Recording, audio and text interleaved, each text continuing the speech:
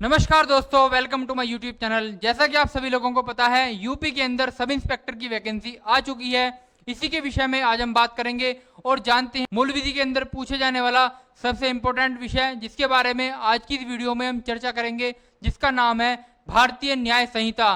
जो पहले के समय में इंडियन पिनल कोड हुआ करता था, यूपीएसआई के अंदर मूल विधि में ये पूछा जाता है।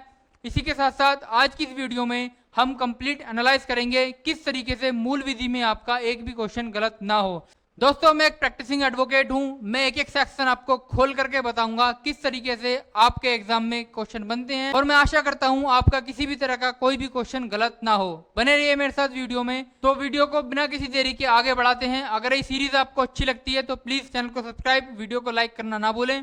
आज की वीडियो में हम क्या करेंगे, एक ओवरव्यू करेंगे भारतीय न्याय संहिता का। इसमें क्या नए चेंजेस हुए हैं, इनके बारे में हम आज की वीडियो में जानेंगे। तो यूपी दरोगा के एग्जाम में बीएनएस से महत्वपूर्ण जो सवाल पूछे जाएंगे, सबसे पहले आज की वीडियो में हम उनको हिट करते हैं। और मैं आशा करता हूं, ये मेरा प्रयास रहेगा कि आज की वीडियो देखने के बाद यूपीएसआई में आपके 2 से 3 क्वेश्चन मूल विधि के सही होने के पूरे पूरे चांस हैं। वीडियो को गंभीरता से देखिए, लिसनिंग लर्निंग मोड पे आ जाइए, कॉपी पेन उठा लीजिए और मेरे साथ नोट करते चलिए। सबसे पहले आप यहाँ पे लिखेंगे, जो इसके टोटल सेक्शन है वो 358 है। अगर इसके चैप्टर्स की बात करें तो ये इसके अंदर 20 हैं। और अगर हम बात करें इसमें, तो इसको राष्ट्रपति, आप सभी लोगों को पता है कोई भी कानून बनने से पहले वो बिल होता है, तो इस कानून को राष्ट्रपति की सहमति 25 दिसंबर 2000 सॉरी ये गलत लिखा हुआ है, 25 दिसंबर 2023 को इसको राष्ट्रपति की सहमति मिली थी, और ये 1 जुलाई 2024 को संपूर्ण भारत पर लागू हो गया था। ये सब इंपॉर्टेंट क्वेश्चन है। जनरली ऐसे क्वेश्चन आपको यूपीएसआई में देखने के मिलेंगे कि भारतीय न्याय संहिता में टोटल सेक्शन कितने हैं, भारतीय न्याय संहिता के अंदर टोटल चैप्टर कितने हैं, उसको राष्ट्रपति की सहमति कब मिली, इसी के साथ वो एनफोर्स में कब आया। तो आप इन सबको नोट डाउन कर लीजिए और मेरे साथ रिवीजन करते चलिए। इसी के साथ आपसे ये भी क्वेश्चन पूछा जा सकता है कि भारतीय न्याय संहिता किस कानून को रिप्लेस करती है। तो मैंने अभी आप लोगों को बताया था, भारतीय न्याय संहिता आईपीसी 1860 को रिप्लेस करती है। इसके बाद आगे बढ़ते हैं और हम जानते हैं, सबसे पहले हम ये जानेंगे न्यू ऑफेंसेस जो भारतीय न्याय संहिता के अंदर क्या जोड़े गए हैं, जो पहले आईपीसी इंडियन पेनल कोड के अंदर नहीं हुआ करते थे। सबसे पहले मॉब लिंचिंग, जिसको भीड़ हत्या कहते हैं, वो नया जोड़ा गया है। पहले इसका कोई सेपरेट प्रोविजन नहीं था। आज के समय में, आज के नए कानून में, भारतीय न्याय संहिता में इसको सेपरेट ऑफेंस बनाया गया है। इसी के साथ ऑर्गेनाइज क्राइम, संगठित अपराध को भी पनिशेबल ऑफेंस बनाया गया है। इसी के साथ टेररिज्म, आतंकवाद को भी एक पनिशेबल ऑफेंस बनाया गया है। इसी के साथ कम्युनिटी सर्विसेज, ये एक तरह का दंड है। ये क्या है दोस्तों, ये पनिशमेंट है। आप सभी लोगों को जब मैं पनिशमेंट पढ़ाऊंगा इस वीडियो के नेक्स्ट पार्ट में, तो मैं आपको बताऊंगा पहले भारतीय दंड संहिता में कितने तरह के दंडों का प्रकार बताया गया था, आज के समय में भारतीय न्याय संहिता के अंदर कितने दंडों का प्रकार है। इन सब के बारे में कंप्लीट डिस्कशन करेंगे। इसके साथ एक नया ऑफेंस और जोड़ गया है, जिसका नाम है प्रोमिस टू मैरी। अगर आप किसी लड़की के साथ में प्रोमिस टू मैरी यानी कि शादी का वादा करके उसके साथ सेक्सुअल इंटरकोर्स करते हैं और बाद में उसको शादी करने से रिफ्यूज कर देते हैं, तो ये भी अपने आप में पनिशेबल ऑफेंस है। कुछ लोगों का ये मानना है कि इस पर्टिकुलर ऑफेंस का मिसयूज हो सकता है, लेकिन ये सब चर्चा का विषय है। हमारा सुप्रीम कोर्ट ऑफ इंडिया इस पे समय समय पर अपनी गाइडलाइन देता रहेगा। चलिए आगे बढ़ते हैं। इसके बाद हम आगे जानेंगे, इसके अंदर जो भारतीय न्याय संहिता के अंदर सबसे इंपॉर्टेंट जानने वाली बात यह है कि एक धारा ऐसी है जो भारतीय न्याय संहिता के अंदर इफेक्ट में नहीं है। वो धारा कौन सी है? तो दोस्तों वो धारा है 106 क्लोज 2, जिसका नाम है hit and run. Hit and run provision इस समय पे साइलेंट कानून है। वर्तमान में इसके ऊपर अभी ये इफेक्ट में नहीं है। यहां से भी आपसे इंपॉर्टेंट क्वेश्चन पूछने के पूरे पूरे चांस हैं। आपसे ऐसा क्वेश्चन बन सकता है कि वर्तमान में भारतीय न्याय संहिता के अंदर ऐसी कौन सी धारा है जो वर्तमान में इफेक्ट में नहीं है। तो आप इसको नोट डाउन कर लीजिए। ये धारा 106 क्लोज 2 है, हिट एंड रन, जिसका प्रोविजन क्या है, अगर कोई टक्कर मारकर भाग जाता है तो उसको 10 साल तक का प्रोविजन है। आप सभी लोगों ने देखा होगा, जब ये कानून आया था उस समय पे ट्रक ड्राइवर्स ने काफी ज्यादा प्रोटेस्ट किया था, वो इसी के रिगार्डिंग किया था। अभी ये कानून साइलेंट है। इसके बाद अगर हम जानते हैं आगे, तो अब हम शुरू करते हैं अपना चैप्टर नंबर 1। चैप्टर नंबर 1 कहां से कहां तक है, ये भी एक बेसिक क्वेश्चन है। इंडेक्स बेस्ड क्वेश्चन भी पूछे जाते हैं। मैं एक प्रैक्टिसिंग एडवोकेट हूं एज वेल एज एक जुडिशियल एस्पिरेंट भी हूं। ऐसे क्वेश्चन मैं भी अपने एग्जाम में देखता हूं। तो सबसे पहले आप देखिए जो सेक्शन नंबर 1 है वो कहां से कहां तक है, पहला सवाल ये। और सेक्शन नंबर 1 के अंदर जो चैप्टर नंबर 1 है वो कहां से कहां तक है, तो वो 1 से लेके 3 तक है। और अगर हम बात करें तो उस चैप्टर का नाम क्या है, तो उसका नाम है प्रारंभिक प्रिलिमिनरी। इसके बाद अगर हम बात करें तो इसके अंदर जो 3 धाराएं दी गई हैं उनका नाम क्या क्या है, तो पहली धारा में क्या दे रखा है, शॉर्ट टाइटल, यानी कि इसका नाम क्या है, तो इसका नाम भारतीय न्याय संहिता 2023 होगा। इसकी कमिटमेंट यानी कि इसका विस्तार कहां से कहां तक, ये लागू कब हुआ था, तो अभी मैंने आप लोगों को बताया था ये 1 जुलाई 2024 को ये संपूर्ण भारत पर लागू हो गया था। इसके बाद अगर हम आगे बात करेंगे तो इसका एक्सटेंट यानी कि इसका विस्तार कहां तक है, तो इसका विस्तार संपूर्ण भारत पर इस समय भारतीय न्याय संहिता का विस्तार है।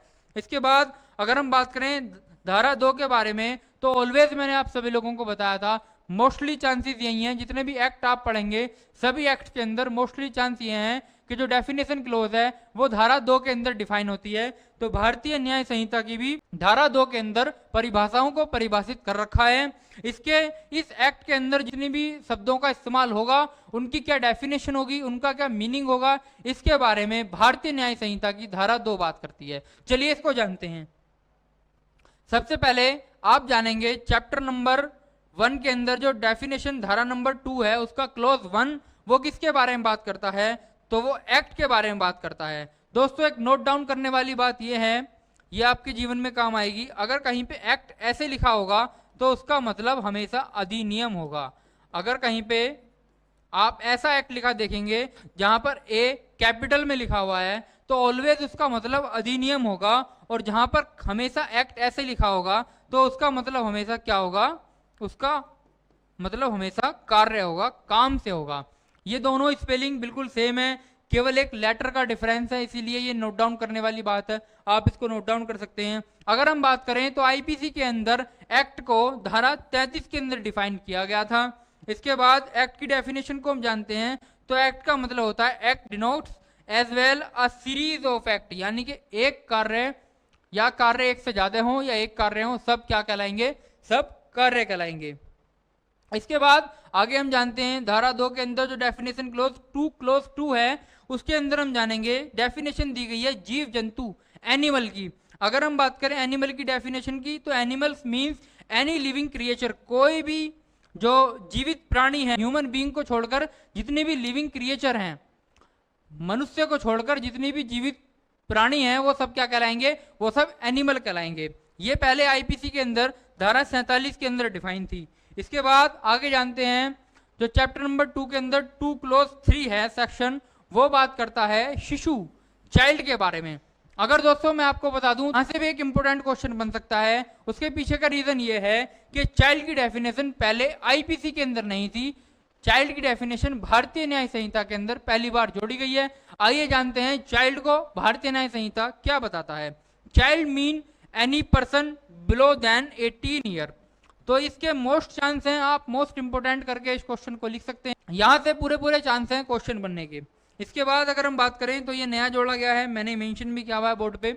इसके बाद जो 2 क्लोज 4 है डेफिनेशन, उसके अंदर डेफिनेशन दी हुई है काउंटरफिट कूटकरण की। अगर हम बात करें तो इसका मीनिंग क्या है, इसका मीनिंग है अगर कोई भी व्यक्ति जो एक चीज को दूसरी चीज को इस आशय से सदृश करता है, सदृश का मतलब है उसके जैसी दिखाना, और उसका आशय कैसा है कि वो उस सदृश से क्या कर सकता है, प्रवंचना कर सकता है, धोखा कर सकता है, छल कर सकता है, या ऐसी संभावना है, वो ये जानता है कि ऐसा करने से उसके द्वारा प्रवंचना की जा सकती है, तो वो क्या है, वो कूटकरण कहला जाएगा। यानी कि नकल कर लेना किसी चीज की, आपने नकली नोट बना दिया, कोई नकली डॉक्यूमेंट्स बना लिया, आपने घर पे ही कोई ऐसा डॉक्यूमेंट्स बना दिया और बाद में उसको कहीं प्रूफ करके उसका बेनिफिशियरी आपने उसका बेनिफिट उठाया है, तो इसका मतलब क्या है, वो कूटकरण काउंटरफिट के अंदर आता है।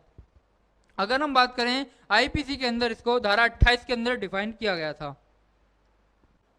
इसके बाद आगे हम जानते हैं 2 क्लोज 5 जो बात करता है कोर्ट की डेफिनेशन, न्यायालय की डेफिनेशन के बारे में। तो न्यायालय का मतलब क्या होता है, न्यायालय का मतलब होता है ऑल द जजेस ऑल द मजिस्ट्रेट, ये डेफिनेशन आपको सीआरपीसी सीपीसी के अंदर मिलेगी, लेकिन यहाँ पर थोड़ा मॉडिफिकेशन है। कोर्ट मीन्स जज है। जज क्या है? वो भी empowered by law act judicially.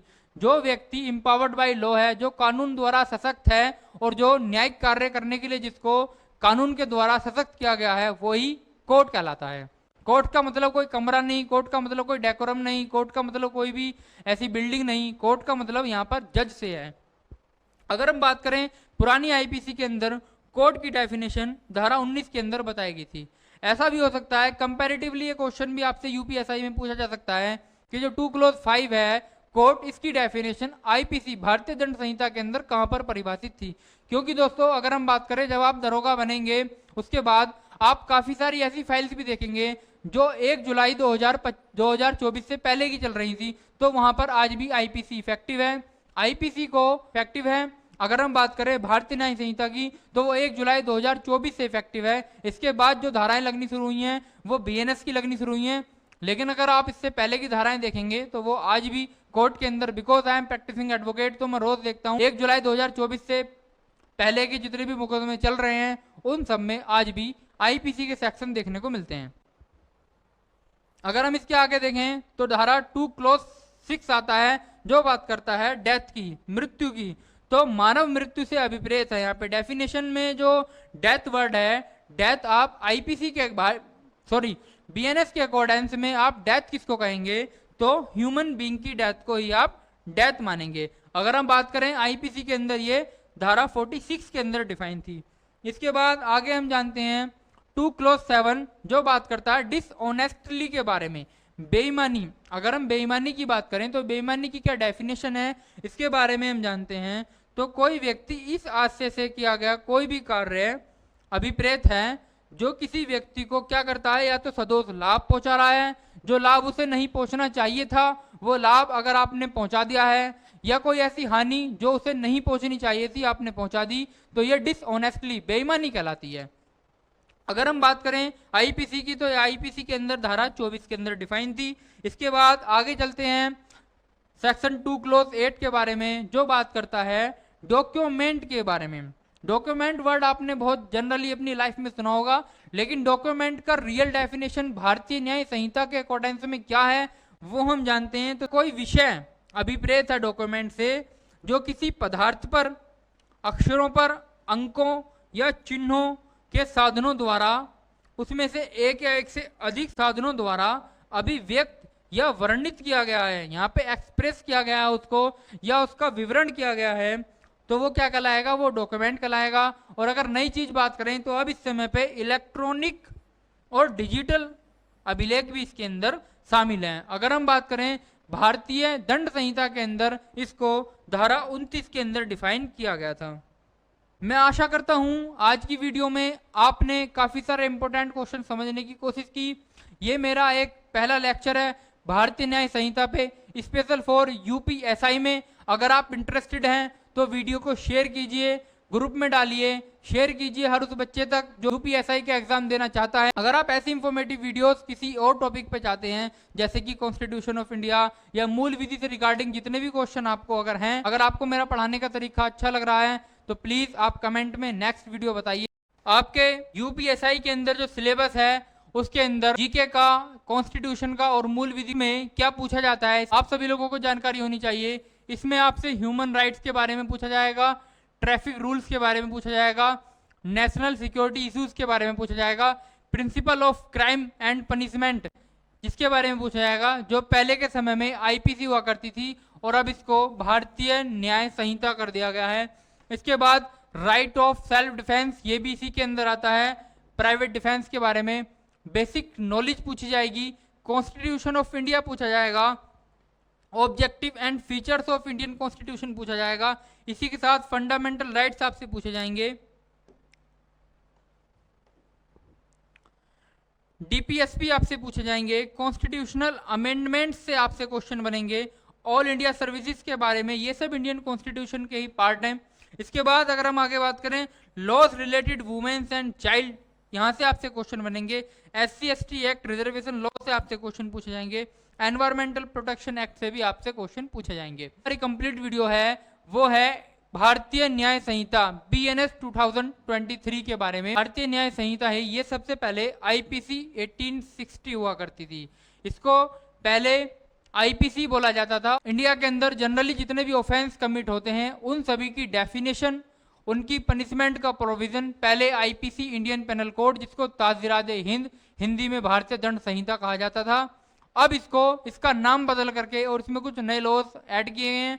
जितने भी नए बदलाव हुए हैं उनसे ज्यादातर चांसेस हैं क्वेश्चन पूछने के। BNS हो गया है, ये आपको दिख रहा है एक व्यक्ति जो कि चोरी कर रहा है, तो ये सेक्शन जो है दोस्तों, ये आपने देखा होगा, ये 303 यहाँ पे लिखा हुआ है। ये आपको बताने के पीछे का रीजन ये है कि ये पहले IPC के अंदर 378 हुआ करता था। क्या हुआ करता था? IPC के अंदर ये 378 हुआ करता था, जिसको आप बदल करके 303 हो गया है। लेकिन थेफ्ट की डेफिनेशन में कोई बदलाव नहीं हुआ है। जुड़िए मेरे साथ, कंटिन्यू कीजिए। मैं भारतीय न्याय संहिता को तो कंटिन्यू कर ही रहा हूं। मिलते हैं अगली वीडियो में एक नए टॉपिक के साथ, तब तक के लिए नमस्कार।